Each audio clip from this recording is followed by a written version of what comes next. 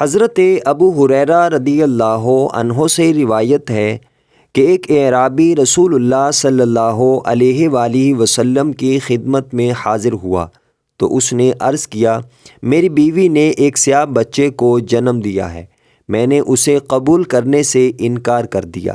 رسول اللہ صلی اللہ علیہ وآلہ وسلم نے فرمایا، کیا تیرے پاس کچھ اونٹ ہیں؟ اس نے عرض کیا، جی ہاں۔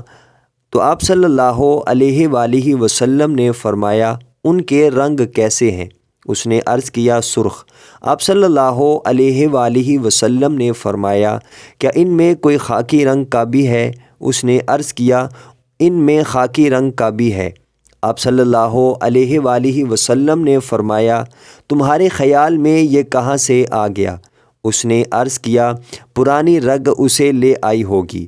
آپ صلی اللہ علیہ وآلہ وسلم نے فرمایا، ممکن ہے یہ بھی رگ ہو جو اسے لے آئی ہو، اور آپ صلی اللہ علیہ وآلہ وسلم نے اسے اس بچے سے انکار کی اجازت نہیں دی۔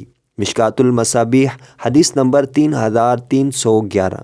حضرت ابو ہریرہ رضی اللہ عنہ سے روایت ہے کہ جب لعان کے متعلق آیت نازل ہوئی تو انہوں نے نبی پاک صلی اللہ علیہ وآلہ وسلم کو فرماتے ہوئے سنا، جو عورت بچے کو ایسی قوم میں داخل کر دے جس سے ان کا ناطہ نہیں، تو اللہ کے نزدیک اس عورت کی کوئی عزت نہیں اور وہ اسے جنت میں داخل نہیں فرمائے گا۔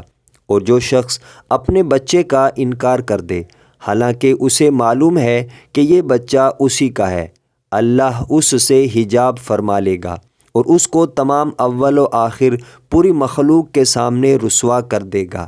مشکوٰۃ المصابیح حدیث نمبر 3316۔